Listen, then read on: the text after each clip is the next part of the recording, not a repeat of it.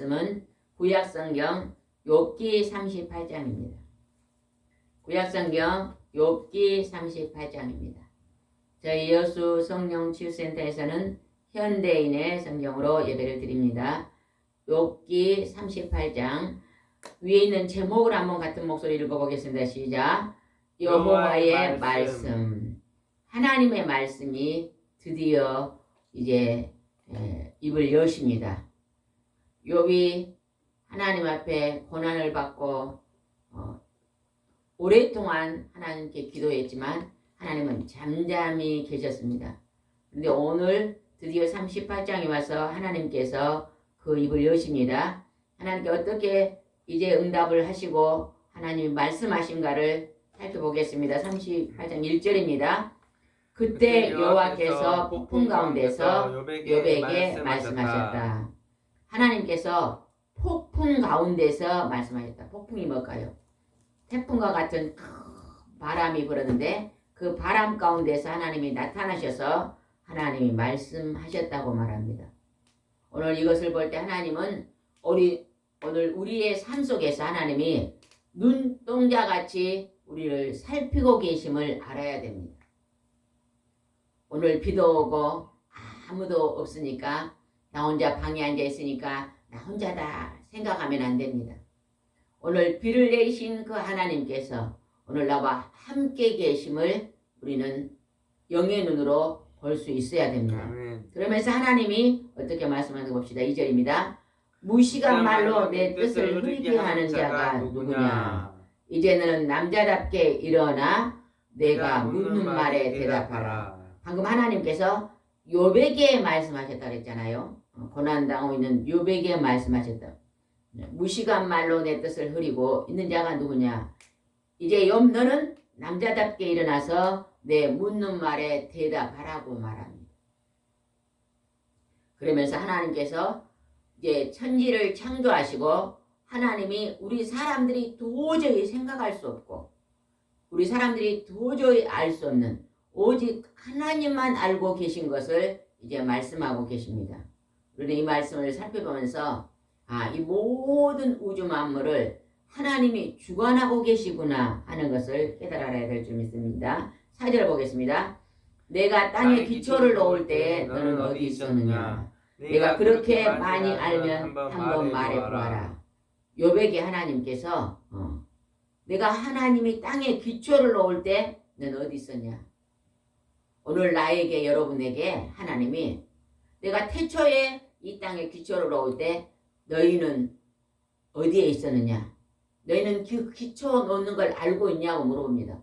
우리 사람은 절대로 하나님이 하시는 그 귀하고 존귀한 신묘마치한 일을 알 수가 없습니다. 그렇게 하시면서 또 하나님의 6절 읽어봅시다. 땅의 기초를 바치고 있는 것이 무엇이냐. 새벽별들이 함께 노래하며 하늘의 천사들이 기뻐 외치는 가운데 땅에 모퉁이 돌을 놓은 자가 누구냐. 하나님께서 새벽별을 주관하고 하늘의 천사들을 움직이고 오늘 이 우주 만물을 주관하고 계신 그분이 하시는 일을 너희 사람이 알고 있냐 이런 거예요. 욥 너가 알고 있냐는 것입니다. 우리가요 조금 많이 배우고 조금 잘 살고 조금 다른 사람보다 조금만 높아가면 우리가 모든 것을 다 알고 있는 착각을 할 때가 있습니다. 또 요즘 사람들은 또 그러더라고요. 좋은 물건으로 집을 장식하고 좋은 옷을 비싼 옷을 입고 비싼 차를 타고 이러면요 내가 그냥 되다는 줄 알더라고. 그리고 조금 없고 가진 것이 없고 좀 옷도 잘 못 입고 음식도 초라하게 먹는 사람들 보면요 굉장히 무시하고 업신여기고 그렇게 하는 것이 사람들의 모습인 것이 보이지 않습니까? 우리가요 막 냄비를 그냥 20년을 쓰면서 사는 사람이나 돈이 많으니까 냄비를 그냥 1년에 한 번씩 새 것으로 바꾸는 사람이나 하나님의 보실 때는요 그 지혜가 비슷합니다.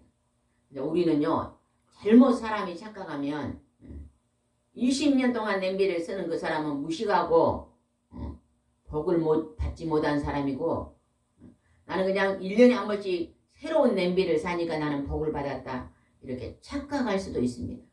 그러나 우리는 그런 어리석은 착각은 하지 않아야 될 줄 믿습니다. 8절 보겠습니다. 바닷물이 깊은 곳에서 쏟아져 나올 때 누가 그 물을 막아 바다의 한계를 정하였느냐. 하나님이요, 바다의 한계를 정해 놓으셨대요. 그래서 그 물이 더 이상 이제는 육지로 범람하지 못하도록 하나님이 한계를 정해 놨대요. 우리가 이런 거 생각해 봤어요? 아, 저 바닷물이, 우리도 저기 조금만 나가면 바닷물이 있는데, 저 바닷물이 뚝을 넘어서 이렇게 밀려오지 않고 언제나 그 자리에 머물러 있잖아요. 그것을 하나님이 바다를 막아서 한계를 정하셨다고 말합니다. 너는 더 이상 이것이 침범하지 말라. 9절입니다. 그때 구름으로 바다를 덮고 흑암으로 그걸 감싸며 해안으로 그 한계를 정하여 내가 여기까지만 오고 더 이상 넘어가지 못한다. 너 교만한 물결은 여기서 멈춰라고 말한 자가 바로 나였다. 바로 하나님인 나 자신이라는 것입니다. 바다의 한계를 정하시고 비를 내리실 때 비를 멈추게 하시는 그분이 전능하신 하나님이라고 오늘 그의 위대하심을 오늘 말씀하고 계십니다. 그러면 우리 사람을 향해서, 욥을 향해서 너희들이 하나님의 그 깊고 넓은 그 하나님의 세계를 알지 못한다는 것입니다. 그러면서 또 말씀하십니다. 16절입니다. 내가 바다 근원을 들어가 보았느냐? 내가 바다 밑바닥에 걸어 다녀 보았느냐? 우리가 잠수복을 입고 또 잠수함을 타고 바다 밑으로 들어갑니다. 그러나 그것은 한계가 있습니다. 인간이 들어갈 수 있는 한계가 있습니다. 정말로 히말라야 같이 높은 산이 바다 밑으로 골짜기가 있는 거 아시죠? 그보다 더 깊은 골짜기 속에 우리가 봤냐고 하나님이 지금 물어보십니다. 그러나 하나님은 그 바다 밑도 하나님의 바다 밑을 다 감찰하시고 그것을 하나님은 보고 계신다고 오늘 말씀하잖아요. 그러니까 우리는 오늘 이 말씀을 보면서 하나님의 전지전능하심을 높여야 되겠습니다. 그리고 나의 모든 생사화복을요, 그 하나님 앞에 의지하고 살아야 될 줄 믿습니다. 시편을 읽으면요, 다윗이 시편에 굉장히 많은 분량의 시를 다윗이 썼잖아요. 근데 그 다윗이 시편은 찬송의 시인데 그 시를 보면요, 하나님을 높이고 하나님을 경배하며 하나님을 의지하는 아주 하나님을 가까이 하면서 하나님과 호흡하고 동행하고 있는 다윗을 볼 수 있습니다. 그렇게 하나님은 숨쉬는 순간순간마다 그가 모든 일을 진행하는 호흡이 있을 때마다 하나님을 의지하고, 때로는 그가 하나님의 범죄이어 하나님께 그 잘못을 지적할 때까지도 하나님 앞에 엎드려 자기 죄를 토해내고 기도하는 그 다윗의 모습이 하나님이 왜 다윗을 칭찬하고 귀히 여겼는가를 알 수 있습니다. 오늘도 하나님이 욥을 향해서 내가 그 알 수 없는 하나님의 다스림의 세계를 너는 알지 못한다고 지금 말하고 있습니다. 우리도 역시 깊이 알지 못합니다. 그래서 우리는요, 내가 많이 안다고 자랑하고 교만하면 안 됩니다. 특히 세상에서요, 박사학위를 하나 받으면 어째요? 목에다 기부스를 하고 나 위에는 사람이 없는 줄 알고 착각하고 하나님을 경배하지 않고 사는 사람들이 참 많이 있습니다. 그래서 그런 분들이 하나님 앞에 돌아오기가 심히 더 어렵습니다. 왜? 내가 많이 안다고 생각하기 때문에. 그러나 우리는 하나님의 이 진리의 말씀을 접하면 우리는 정말로 하나님 앞에 티끌과 같은 존재, 먼지와 같은 존재인 것을 알 수 있습니다. 19절 읽어보겠습니다. 빛은 어디서 오며 어둠의 근원은 무엇인지 내가 알고 있느냐. 우리는 알지 못합니다. 빛이 어떻게 오고 어떻게 오는지를 알지 못하는 것입니다. 22절을 읽겠습니다. 22절. 너는 눈창고에 가본 일이 있으며 우박창고를 본 일이 있느냐. 눈이 많이 내리고 우박이 막 쏟아져요. 하나님께서 모세를 통해서 모세에게 하나님이 함께 하심으로 이집트의 그 많은 백성들에게 우박을 막 내렸던 그때 하나님이 그 우박 창고를 여셨다고 말하잖아요. 그러면서 그것은 23절 나는 이것들을 환난 때의 전쟁 시에 위해서 저장해 놓았다. 하나님이요 때로는 전쟁과 같은 환난 때에 그것들을 쏟는다고 말합니다. 우리 이 땅에 일어나는 모든 일들은요 우연히 된 게 없습니다.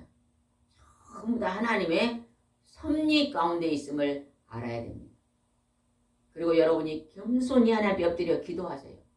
하나님, 이 부족하고 연약한 죄인을 하나님의 뜻을 분별하지 못하고 내가 제일 똑똑하고 잘난 줄 알고 거만하고 교만했던 어리석은 이 죄인을 주님 불쌍히 여기시고 긍휼히 여겨주셔서 하나님이 성령의 기름 부음을 허락해 주시고 하나님의 영으로 깨닫게 해달라고 우리는 간절히 하나님 앞에 엎드려 기도해야 될 줄 믿습니다. 31절 읽어보겠습니다. 내가 묘성을 한데 묶어 놓을 수 있으며 오리온의 별자리의 띠를 풀어 놓을 수 있겠느냐. 내가 계절마다 제때의 별을 이끌어낼 수 있으며 곰자리를 인도할 수 있겠느냐. 내가 하늘의 법칙을 알고 그 법칙을 땅에 적용할 수 있도록 하겠느냐. 하나님이요 천지 만물을 움직이며 하늘의 별을 움직이고 계절마다 하나님께서 그 기호가 달라지게 하시는 그 모든 일들을 너희는 누가 알고 있는지를 알고 있느냐. 그 근원이 하나님인 것을 알고 있느냐고 지금 물어봅니다. 사람들은 하나님을요 잘 모릅니다. 그런데 하나님을 더욱더 알려고도 하지 않습니다. 우리가 하나님을 깊이 있게 알려면 어디에서 알 수 있습니까? 집사님, 하나님이요 우리가 하나님을 깊이 있게 하려면 어디에서 하나님을 알 수 있을까요? 성경 말씀. 하나님의 말씀에서 알 수 있는 것입니다. 하나님이 기록하신 말씀 외에는요 절대 하나님을 알 수 있는 길이 없습니다. 그래서 우리가요 시간 날 때마다 우리는 하나님 말씀을 가까이 하면서 주야로 그 말씀을 묵상하여 하나님의 뜻을 분별하고 하나님을 경배하며 높이는 삶을 살아야 될 줄 믿습니다. 39장 1절 한번 읽어보겠습니다. 시작. 산에 사는 염소가 언제 새끼를 낳은지 너는 알고 있느냐. 너는 암사슴이 새끼를 낳은 것을 지켜본 적이 있느냐. 여러분요 산에 사는 염소 암사슴 산에 사는 암사슴이 새끼를 언제 낳고 어떻게 기르는가를 본 적이 있냐고 물어봅니다. 그 산에 사는 염소나 산에 사는 암사슴은요 사람들이 돌아보지 않습니다. 근데 그것을 누가 다 돌아본다고요? 하나님이 돌아본다는 것입니다. 그들이 새끼를 낳고 알을 낳고 기르는 것을 하나님이 돌아본다고 말합니다. 5절을 읽어보겠습니다. 시작. 누가 들나귀의 자유를 주었으며 누가 그것을 풀어놓아 마음대로 다니게 하였느냐. 들에 사는 나귀는요 들나귀는 사람들이 부릴 수가 없습니다. 그들에게 하나님이 자유를 주어서 풀어서 들에서 마음대로 돌아다니며 살 수 있도록 하나님은 그들에게 먹이를 제공하고 그들을 돌아본 것이 하나님이라고 말합니다. 우리가 때로 그런 거 생각해 봤어요. 맞아요. 산에 사는 그 호랑이도 하나님이 돌아보신다. 그렇게 생각하는 사람은 많이 없잖아요. 그죠? 그러나 하나님이 오늘 여기에서 자세하게 말씀하십니다. 들에 사는 들짐승도 하나님이 돌아본다고 말합니다. 9절을 읽어보겠습니다. 시작. 들소가 너에게 순종하며 너의 외양간에서 머물겠느냐? 내가 줄로 들소를 메어 밭을 갈고 썰어지를 할 수 있겠느냐? 그것이 힘이 세다고 해서 너의 힘든 일을 덜어주리라고 생각하느냐? 내가 그것을 보내 곡식을 집으로 실어오게 하고 곡식단을 타작만에 모으게 할 수 있느냐? 없습니다. 들에 사는 소는요, 사람이요, 그것을 끌어다가 밭을 거는 썰어지를 할 수 없고, 그를 그냥 끌어다가 등에 짐을 지고 일을 덜어주는 일과 곡식단을 타작하는데 돕는 일을 할 수 없다고 말합니다. 하나님은. 왜? 들소는 들에서 자유롭게 하나님이 거기서 살 수 있도록 하나님이 만들었기 때문입니다. 그러면 우리 가정의 일을 돕는 소가 있어요? 없어요? 없어요? 농촌에 안 사는 게 모르겠네요. 가정에, 농촌에 가면 가정에 소가 있잖아요. 그건 들소가 아닙니다.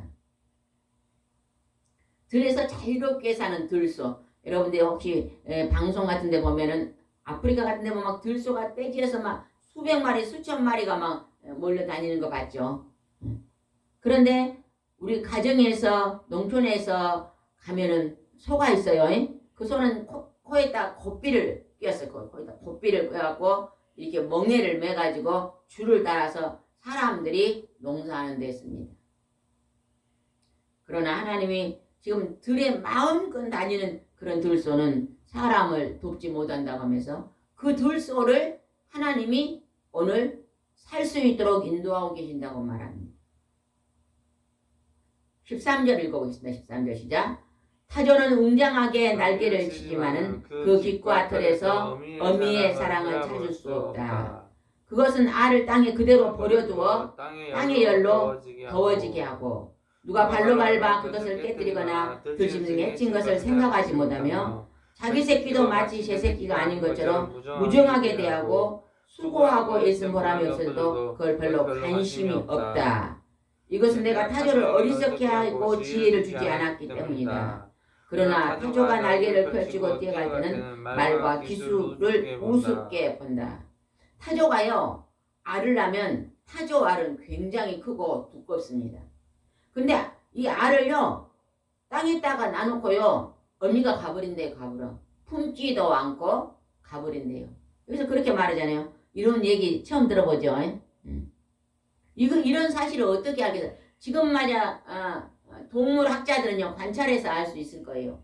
그러나 하나님은요 이미 하나님이 모든 만물을 다스리기 때문에 지금으로부터 몇 천 년 전에 하나님이 욥에게 타조의 생태를 말해주고 있잖아요. 왜? 하나님은 타조를 만드시고 창조하시고 그를 다스리고 있기 때문에 그 타조의 살고 있는 습성을 다 알고 계시기 때문에 말하는 것입니다. 알을 놔놓고 닭은요 계란을 놔놓고 품고 앉았잖아요. 그리고 병아리를 깝니다. 근데 타조는 알을 놔놓고 가버린대요. 가버려. 지금 여기서 그러잖아요. 그리고 하나님께서 땅에 있는 열로 거기서 새끼가 나오게 부화시킨다 그러잖아요. 그러면서 자기 새끼를 돌아보지 않는 무정한 자처럼 하나님이 그렇게 했다는 거잖아요. 그런 건 타조에게 하나님이 지혜를 안 줘서 그렇지만 타조가 이제 커서 날개를 펴고 뛰면은요 말의 기수보다 더 우습다는. 타조가 얼마나 빠른지 알아요? 100km. 100km 달린가요? 말보다 빠르다 그러네요. 그것을 하나님이 그렇게 만들고 하나님이 그렇게 주관하게 하셨다는 것입니다. 누가 동물원에 가서 타조가 100km로 달린 거 보고 하나님이 저렇게 하셨어 그렇게 생각한 사람이 과연 몇 명이나 있을까요? 여러분이 오늘 이 말씀을 접하면서 저렇게 타조가 100km를 빠르게 달리는 것은 하나님이 그렇게 하셨다는 것을 이제는 여러분이 고백하시고 믿으시기 바랍니다. 19절입니다. 19절 시작. 내가 말에게 힘을 주고 흩날리고 갈기를 그 목에 입혔느냐. 내가 말을 메뚜기처럼 뛰게 하였느냐. 그 위험있는 콧소리를 두려움마저 느끼게 한다. 23절. 그 위에 화살통이 덜커덩 거리고 긴 창과 작은 창이 햇빛에 번쩍거린다. 그것은 나팔 소리가 나면 미친 듯이 그 앞으로 땅을 차고 달려가며 나팔 소리가 날 때 콧소리를 내며 멀리서도 전쟁의 기미를 알아차리며 싸우는 그 소리와 지휘관이 명령한 소리를 다 듣는다. 하나님이 말을요 아주 전쟁터도 칼도 두려워하지 않고 하나님이 그렇게 땅을 차고 나팔 소리를 하고 달려가게 하나님 만들었대요. 막 전쟁이 막 나팔 소리를 불고 막 그런 전쟁이야 김모녀 무서워서 도망간 게 아니라 마른도 전쟁터에서 막 앞으로 달려가게 하나님 만들어놨기 때문에 옛날에 전쟁 이럴 때는 뭘 타고 달렸어요? 말을 타고 달리면서 기마병이 있었잖아요. 그것도 하나님이 그렇게 하셨다고 말씀하고 계십니다. 오늘 이 말씀을 전할 때요. 하나님은 모든 천지 만물의 하나하나를 하나님의 놀라운 솜씨로요. 다 다르게 만들었다는 것입니다. 그런 하나님께서 오늘 우리도 한 사람 한 사람을 기묘막측하게 만들었습니다. 그래서 여러분이요. 요즘 젊은이들이요. 직장만 조금 못 들어가도요. 기가 죽어가지고 나는 아무것도 할 수 없어. 용기를 잃고 있는 분들은요. 이제 하나님 앞에 나가서 기도하시기 바랍니다. 하나님 나를 만드신 하나님. 내가 하나님 앞에 하나님 제가 할 수 있는 일을 할 수 있는 사명을 하나님 저에게 주십시오. 하면서 용기를 가지고 이제 우리도 달려가야 될 줄 믿습니다. 26절 읽어보겠습니다. 시작. 매가 하늘 높이 솟아올라 남쪽을 향해 나라를 펴고 나는 것을 내가 배운 지혜 때문이냐. 매는 뭐예요? 매가. 매가 막 높은 곳에 있어서요. 저기서 토끼가 있으면 탁 날아가서 낚아채 올라갑니다. 그러한 높은 곳에 올라서 그 먼 데서도 볼 수 있는 그런 것도 하나님이 그렇게 하셨다는 것입니다. 27절입니다. 독수리가 높은 곳에 집을 지는데 내가 명령 때문이냐. 그것은 높은 절벽에 집을 짓고 살며 험한 바위산의 요새가 독수리는 거기서 먹을 것을 찾아 멀리까지 살핀다. 시체가 있는 곳에는 독수리가 모이며 그 새끼들도 거기서 피를 빨아 먹는다. 하나님께서 독수리는 높은 곳에서 집을 짓고 독수리가 새끼를 훈련하는데 그런다 하잖아요. 높은 10m, 20m 올라가가지고 새끼가 이제 조금 눈 뜰라 그러면 새끼를 높은 데서 입으로 물에다 탁 떨어뜨린지 않으면 그 새끼가 어쩔까요? 놀래가지고 엄마 그럴 거 아니에요? 그리고 엄마 그러면서 누구 살리라 할까요? 독수리 살려.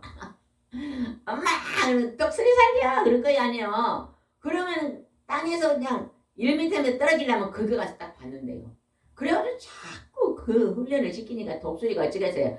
간이 커질까요? 작아질까요? 몰라요. 간이 얼마나 커지겠어요? 그런 특수훈련을 시켜가지고요. 그렇게 기를 수 있도록 그것도 하나님이 그렇게 하시네요. 독수리는 높은 곳에서요. 들에 있잖아요. 막 짐승들이요. 죽어서 시체가 있으면요. 그거 청소부 가요. 독수리예요. 죽은 시체가 있으면 독수리들이 날아가서 그 시체를 다 먹잖아요. 죽은 썩은 시체만 먹는 거예요. 독수리는.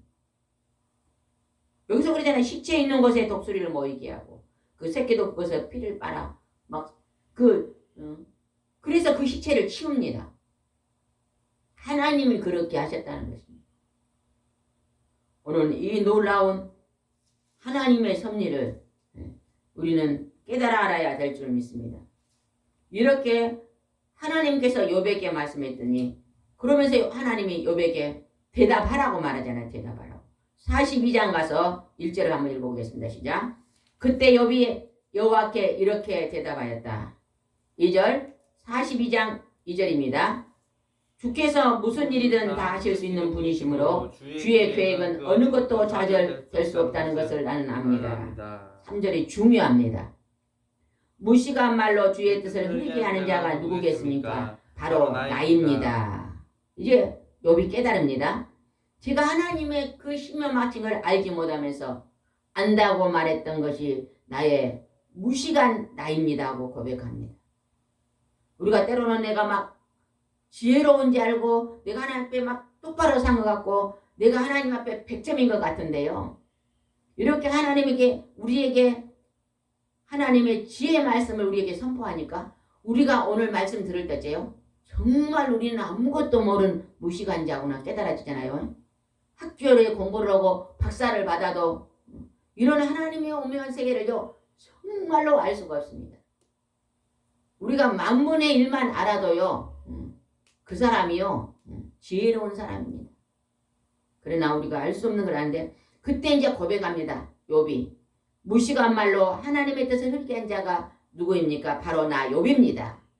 이해할 수 없는 말을 하였고 너무 신기하여 내가 알 수 없는 말을 하였습니다. 그러면서 욥이 이제 대답합니다. 4절입니다. 주께서 저에게 이제 너는 들으라 내가 말하겠다. 내가 너에게 물을 테니 너는 나에게 대답하라고 말씀하셨습니다. 그러니 이제 제가 대답하겠습니다. 욥이 대답합니다. 굉장히 귀한 말을 대답합니다. 5절입니다. 전에는 내가 주께 대하여 귀로 듣기만 했는데 이제는 내 눈으로 직접 보았습니다. 하나님이 이렇게 직접 말씀하니까 이제는 내가 이제 귀로만 들었는데 이제 눈으로 본다고 더 하나님의 세계를 더 높게 보게 됐다고 말합니다. 여러분도 그렇습니까? 오늘 말씀을 들으니까 하나님을 내가 손바닥으로 이렇게 봤는데 하나님의 세계가 정말로 끝이 없는 우주와 같고 난 게 느껴집니까? 고개를 끄덕끄덕 하시죠. 욥도 이렇게 하나님이 말씀하시니 더 깊이 있게 알았다고 말합니다. 그러면서 욥이 한 것이 6절이 아주 귀한 말을 합니다. 6절입니다. 그래서 내가 말한 모든 것을 부끄럽게 여기며 티끌과 재 가운데서 회개합니다. 욥이 이제야 하나님의 이 신명막직한 말씀을 보면서 하나님의 전지전능 앞에 그가 엎드리고 나는 정말로 하나님 아버지 티끌 같은 존재라면서 회개합니다. 오늘 우리에게 고난이 올 때 분명히 그 고난 속에는 하나님의 이유가 있습니다. 그 고난을 통해서 하나님이 또 알지 못하는 하나님의 세계를 더 깊이 있게 알려주고 깨닫게 하려는 뜻이 있습니다. 욥이 그 고난 가운데서 하나님의 음성을 듣고 그 넓은 하나님의 알 수 없는 우리 인간이 도저히 알 수 없는 세계를 하나님의 음성으로 깨달아 알게 되잖아요. 우리는 고난이 있을 때마다 더욱더욱 하나님 앞에 깊이 있게 엎드려서 하나님 제가 알지 못한 크고 비밀한 것들을 깨닫게 하시고 제가 하나님 앞에 철저히 엎드려서 나의 연약함을 나의 죄성을 회개하게 해달라고 늘 회개의 기도를 드릴 때 하나님은요 우리를 심령을 돌아보시고 깨끗게 하시고 믿습니다. 7절입니다. 여호와께서 욥에게 하시던 말씀을 마치시고 대만 사람 엘리바스에게 말씀하셨다. 나는 너와 내 독충객의 분노를 금할 수 없다. 너희가 나에 대해서 말한 것이 내 종 욥의 말만큼 진실하지 못했다. 세 친구들이 욥 보고 너가 잘못했으니까 이런 고난을 받는다고 공격을 했잖아요. 그런데 하나님께서는 뭐래요? 그 세 친구들에게 너희들은 욥만큼 진실하지 않다는 것입니다. 그렇게 하면서 그들에게 뭘 하라고 했는가 봅시다. 8절입니다. 이제 너희는 송아지 7마리와 순양 7마리를 내 종 욥에게 끌고 가서 너희를 위해 불로 태워 바치는 번제를 드려라. 내 종 욥이 너희를 위해 기도할 것이다. 그러면 내가 그의 기도를 듣고 너희 어리석은 소인들을 갚지 않겠다. 너희는 내 종 욥처럼 나에 대해서 진실하게 말하지 않았다. 그 세 친구들에게 이제 너희들이 예물을 갖고 와서 하나님 앞에 예배를 드리고 제사를 드리고 번제를 드려라. 그리고 욥이 너희에게 축복 기도할 수 있도록. 그러니까 욥의 축복 기도를 욥의 기도를 내가 들어주겠다는 것입니다. 여러분 고난 가운데 더욱더욱 나를 깨뜨리고 욥처럼 하나님의 더 깊은 영의 세계를 더 깊이 있게 하나님 앞에 들을 수 있는 자기를 깨뜨리고 겸손한 자리에 여러분이 들어가시기 바랍니다. 그렇게 하심으로 하나님께서 어떻게 했는가 보겠습니다. 9절입니다. 그래서 대만 사람 엘리바스와 수아 사람 빌닷과 남아 사람 소발은 여호와께서 그들에게 명령하신 대로 하였고 여호와께서 욥의 기도를 들어주셨다. 그러면서 그들에게 하나님 어떻게 했는가 봅시다. 욥이 자기 친구들을 위해 기도했을 때 여호와께서 그를 다시 축복해 주셔서 전에 그가 소유한 재산의 갑절을 욥에게 주셨다. 하나님께서 갑절의 축복을 주셨다고 말합니다. 그리고 12절을 보겠습니다. 여호와께서 욥의 말년에 처음보다 더 많은 복을 주셨다. 그래서 이제는 그 양이 14,000마리, 낙타는 6,000마리, 소는 2,000마리, 암나귀는 1,000마리를 소유하게 되었다. 그리고 그는 7 아들과 3 딸을 낳았다. 다시 10자녀를 주셨습니다. 그리고 하나님께서 16절 그 욥은 140년을 살면서 자손을 4대까지 보았으며 나이가 많아 늙어 수명이 다하여 죽었다. 하나님께서 욥을 통해서 그를 칭찬하셨지만 그에게 고난을 주셔서 그 고난 가운데 하나님 앞에 또 더 철저히 엎드려 회개하고 기도하니까 그에게 하나님이 이 세상 사람들이 알 수 없는 하나님만 주권하시는 하나님의 세계를 알려주시고 그것을 깨달은 욥이 아는 난 티끌 같은 존재라는 것을 깨닫고 주님 앞에 다시 엎드려 회개 기도 드릴 때 하나님은 갑절의 복을 주심을 우리는 볼 수 있습니다. 여러분 우리는 오늘 고난 가운데 하나님 앞에 더욱더 엎드리고 자신의 죄를 자신의 지난날의 허물과 죄를 철저히 주님 앞에 내려놓고 회개하고 때로는 내가 알지 못한 죄가도 하나님 깨닫게 달라는 하나님 앞에 엎드려 기도함으로 말미암아 하나님이 기뻐하시는 욥처럼 우리도 그러한 하나님께 칭찬받는 백성이 되어야 될 줄 믿습니다. 기도드리겠습니다. 좋으신 하나님 아버지 감사합니다. 오늘 하나님께서 욥은 나의 말을 들으라고 말씀하십니다.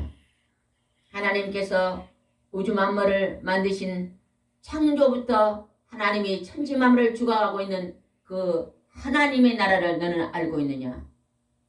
여러 가지로 하나님 말씀하실 때 욥은 나는 알 수 없습니다.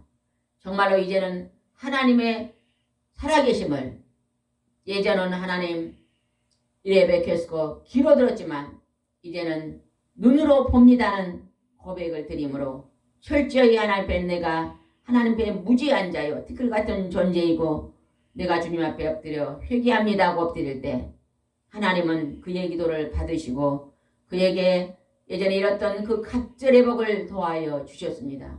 하나님 우리가 욥을 통해서 하나님을 어떻게 경배하며 하나님 앞에 어떻게 엎드려야 될 것을 교훈하신 하나님 우리가 그러한 욥과 같은 그러한 행함 있는 믿음으로 나갈 수 있도록 축복하여 주시옵소서. 오늘도 함께 하시고 인도할 줄 믿사옵고 예수님의 이름으로 기도드리옵나이다. 아멘.